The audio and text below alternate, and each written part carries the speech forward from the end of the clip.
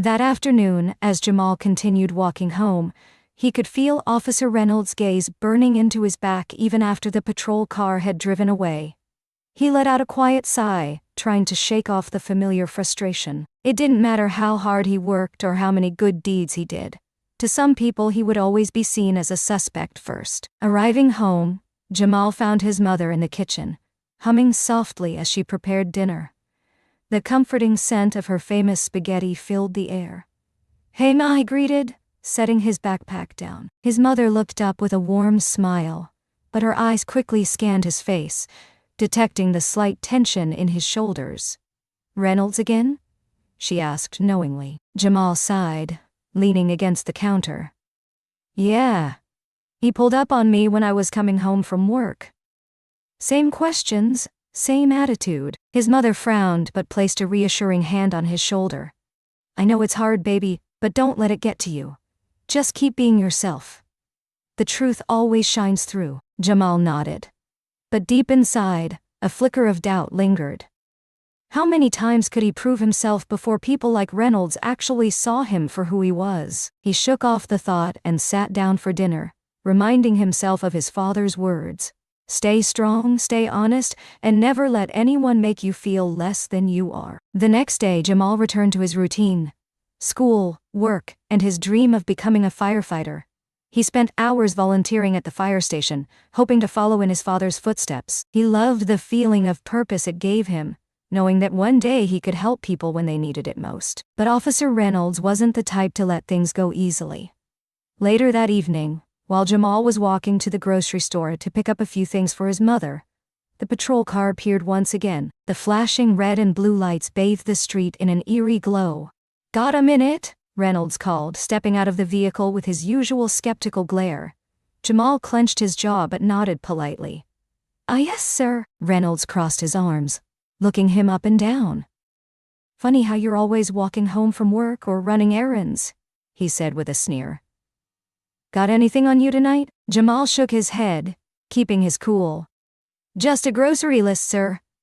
He reached into his pocket slowly, showing Reynolds the crumpled piece of paper. The officer stared at it for a moment before handing it back. "Watch yourself, Jamal. I'll be around." With that, he walked back to his car, leaving Jamal standing there, frustration bubbling under his calm exterior. As Jamal continued his way to the store, he made a silent vow. He wouldn't let Officer Reynolds define him.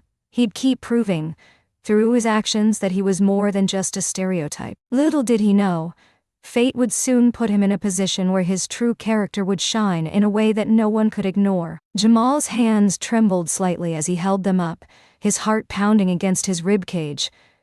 He was used to these encounters, but tonight felt different. The way Officer Reynolds approached him, the tension in his voice. It was as if he was looking for something, anything, to pin on him. "What's in your pockets?" Reynolds demanded, stepping closer with a hand hovering near his belt. Jamal took a deep breath, keeping his voice steady. "Just my phone and keys, sir," he replied, slowly pulling them out and holding them up. Reynolds patted him down roughly, ignoring the growing crowd of bystanders watching from a distance. Some whispered amongst themselves, but no one stepped forward. Jamal could feel their eyes on him, burning with curiosity, pity, or judgment. He couldn't tell which anymore. "You shouldn't be lurking around here," Reynolds muttered, his voice laced with suspicion. "Park's closed, and you look like you're up to something." Jamal clenched his fists at his sides.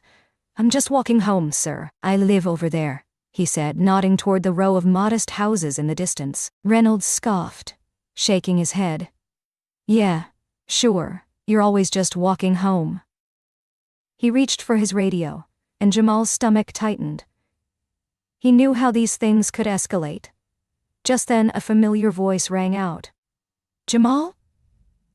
Jamal." He turned to see his mother hurrying down the sidewalk, her face a mix of fear and anger. She reached them within seconds, placing a protective hand on her son's shoulder. "He's my son," she said firmly, her eyes locking onto Reynolds with a mother's fury. "He's just trying to get home, officer." Reynolds hesitated, his grip loosening slightly on his belt. He glanced between Jamal and his mother, a flicker of something, perhaps doubt, crossing his face. But it was fleeting. He stepped back with a dismissive snort. "Fine.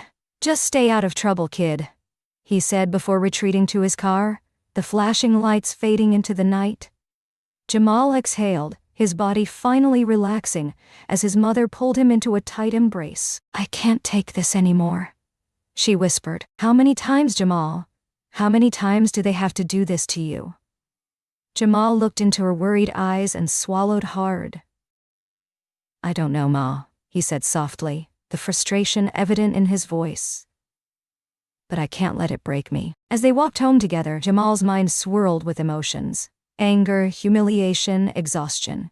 It wasn't fair, but he had no choice but to carry on. His dreams of becoming a firefighter felt so distant in moments like these, overshadowed by the harsh reality he faced daily. Little did he know that life had a way of turning things around, and soon he would have the chance to prove his worth in a way that no one, not even Officer Reynolds, could ignore. Officer Reynolds fell to his knees, his arms wrapping tightly around his daughter, his eyes wide with disbelief. Sarah clung to him, coughing and crying, but safe. The officer, usually so composed and authoritative, looked up at Jamal with an expression the young teen had never seen before, gratitude mixed with shame. "You," Reynolds choked on his words, his voice breaking. "You saved her." His grip on Sarah tightened as if afraid to let go. "Thank you, Jamal." Jamal, still catching his breath, nodded slightly, wiping the soot from his face. "I just did what anyone would do," he said, his voice hoarse from the smoke. But the truth was, not just anyone would have run into that burning house. It took courage, selflessness, and the very qualities Officer Reynolds had refused to see in him before tonight. The crowd of neighbors watched in stunned silence as firefighters worked to extinguish the flames, and paramedics rushed over to check on Sarah. The reality of what had just happened slowly set in, and murmurs of admiration began spreading among the onlookers. One firefighter, a tall, gruff man who had known Jamal's father, approached him with a nod of respect. "Your old man would have been proud," he said, clapping a firm hand on Jamal's shoulder. "You've got the heart of a firefighter." Jamal's chest swelled with pride at the words, but before he could respond, Officer Reynolds stood up, his eyes still locked on him. The usual judgment and suspicion were gone. Instead, there was a humility Jamal never thought he'd see. "I was wrong about you," Reynolds admitted, his voice barely above a whisper. He hesitated, searching for the right words. "I've been wrong this whole time." Jamal looked at him, studying the man who had made his life so difficult.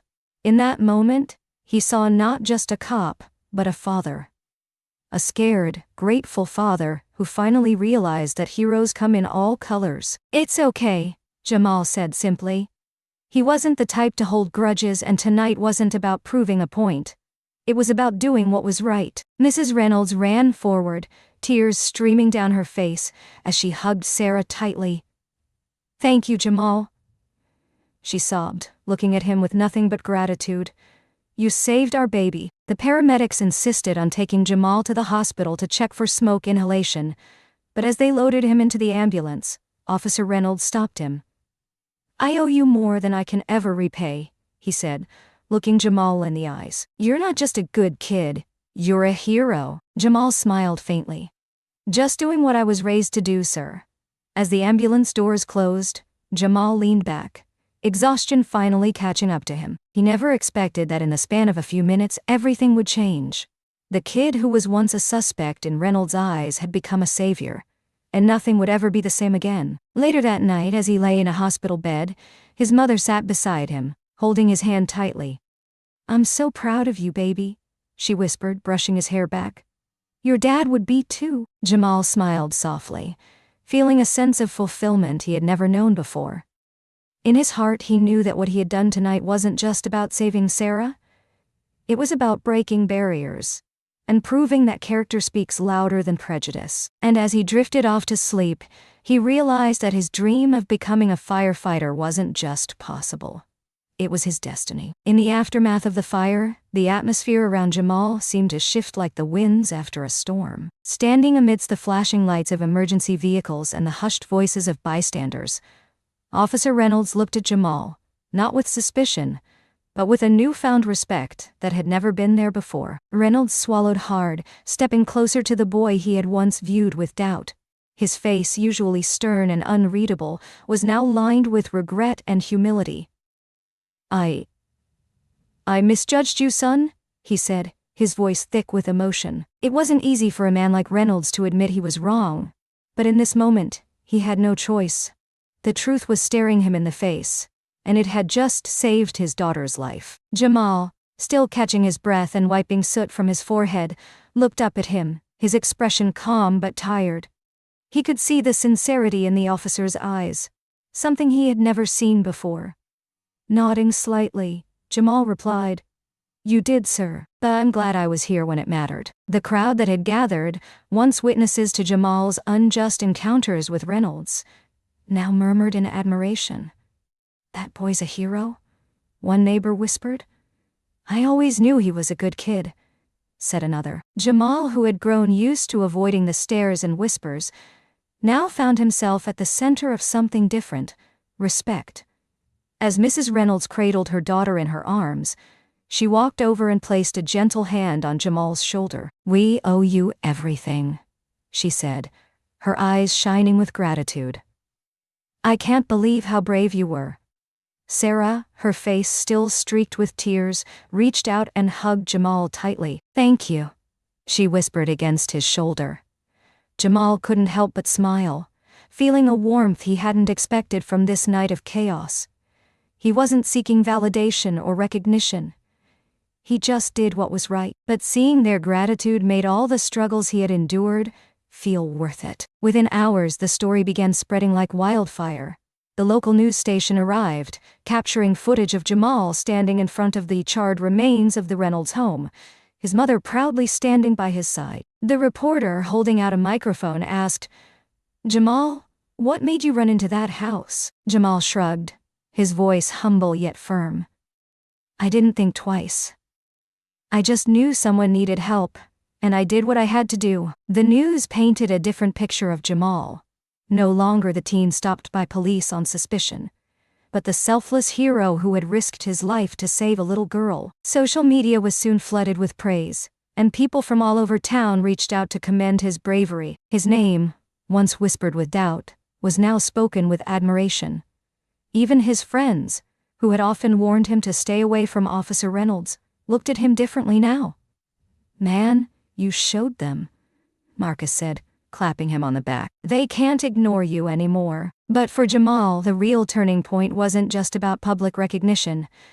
It was about proving that actions define character, not assumptions. Officer Reynolds, who once saw him as a problem, now saw him as a person, and maybe even something more: a hero. The next day, Jamal was walking home when a familiar police car pulled up beside him. This time, instead of suspicion, there was a hesitant smile on Reynolds' face. Rolling down the window, he said, "Need a ride, kid?" Jamal smirked, shaking his head. "Nah, I like walking. Helps me think." Reynolds nodded, his eyes reflecting something Jamal had never expected to see: respect. "All right then. Stay safe, Jamal." As the patrol car drove away, Jamal stood a little taller. He had turned the tables, not by fighting back with anger, but by proving that character and courage could change even the hardest of hearts. In the days that followed, the ripple effect of Jamal's heroic act spread throughout the community. Officer Reynolds, once the face of mistrust and bias in Jamal's life, took an unprecedented step. He publicly apologized. Standing in front of a crowded town hall meeting, with cameras rolling and the eyes of the community fixed on him, he cleared his throat and addressed the crowd. "I owe a sincere apology," Reynolds said, his voice steady but filled with emotion. "To Jamal, to his family, and to everyone I've ever judged unfairly. I let my biases cloud my judgment, and I failed to see the character of the young man standing before me. But Jamal, you showed me something I'll never forget. You showed me what true courage looks like." Jamal, seated beside his mother, listened in quiet contemplation. He had spent so long fighting to be seen for who he truly was, and now for the first time he felt that his voice had finally been heard. After the meeting, Reynolds approached Jamal and his mother directly. "I know words can't erase the past," he said, looking Jamal in the eye. "But I want to do better. I want to be better." Jamal studied the man for a moment before offering a small nod. "I appreciate that, Officer Reynolds," he said, his tone sincere but cautious.